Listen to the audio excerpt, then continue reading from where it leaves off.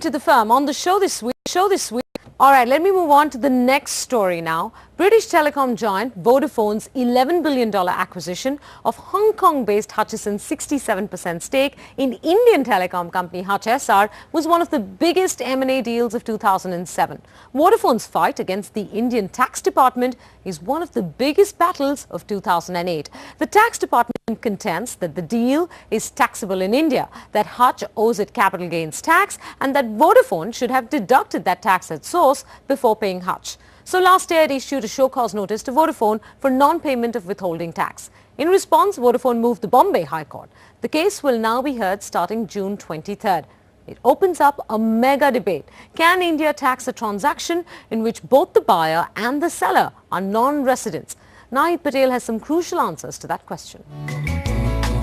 Every day I want to Run as fast as you can, but I'll catch up because I'm the tax man.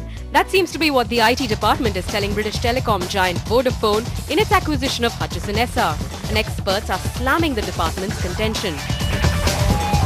We are dealing with a situation here where we have a transfer of shares of a foreign company.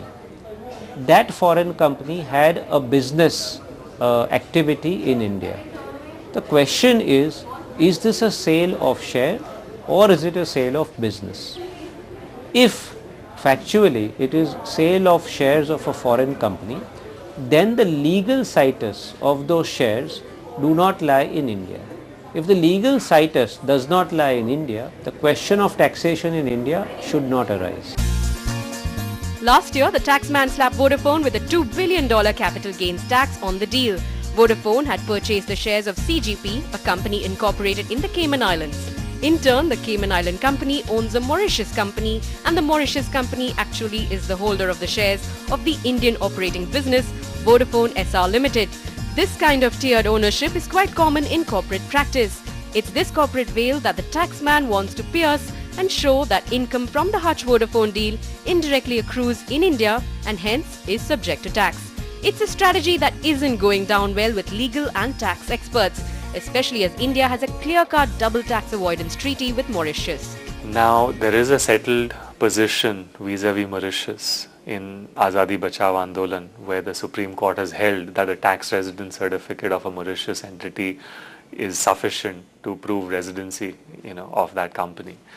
Unless, of course, there is money laundering or, terrorism suspicion, taxman cannot really pierce a corporate veil, of a Mauritius entity. Take a hypothetical case of an individual shareholder in the USA, for instance, who holds shares of a US company, and he sells those shares to another non-resident buyer. Now the US company may have a third or a fourth or a fifth tier subsidiary in India. Then would we say that as a consequence of sale of shares of the US company, to that extent there is a transfer of business in India?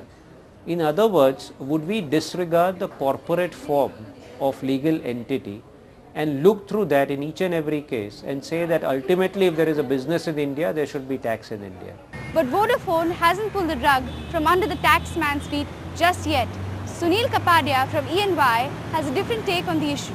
The department is going to vehemently argue in the courts that it is a case of a indirect sale of a capital asset situated in India, even though shares of an holding company were sold by the sellers to the buyers outside India, and that there is a tax withholding obligation on the buyers. Their argument would be that the capital asset was situated in India and it is an indirect sale because the business was situated in India. This budget gave the tax department a boost to enhance its claim. The Finance Act 2008 has amended Section 201 of the Income Tax Act, an amendment that now allows the tax department to claim a punitive interest rate on a defaulting assessee with retrospective effect. So, if the tax department is able to claim taxability of the Vodafone Hutch transaction, it will now also be able to claim a 12% interest rate per annum on that tax as penalty. The idea of retrospective amendments has always been a bone of contention. I have a view, that the retrospective amendment to the law again should be made only in those circumstances where the belief is there that something has gone terribly wrong in terms of a judgment or a stand taken by a taxpayer. See, what we have seen unfortunately is a trend where the retrospective amendment has virtually been sought to be made whenever there is a case law against the revenue. So both in terms of thinking and drafting, we need to go a long way. It is very important that any time any amendment has to be brought in of a substantive nature, we should be taking some time, allow public debate to happen and take into account all that. You cannot bring them just like a fatwa. Right now, Vodafone has approached the Bombay High Court to have the Income Tax Authority's show cause notice quashed. But a mere quashing of the notice will not mean that Vodafone is home free. Unless the Bombay High Court goes into the merits of the case and determines the taxability of the transaction itself, this is not the final chapter. The larger dispute is whether there is capital gains tax payable on this transaction or not. And Vodafone is seeking a limited position or a view on withholding tax liability on the capital gains tax.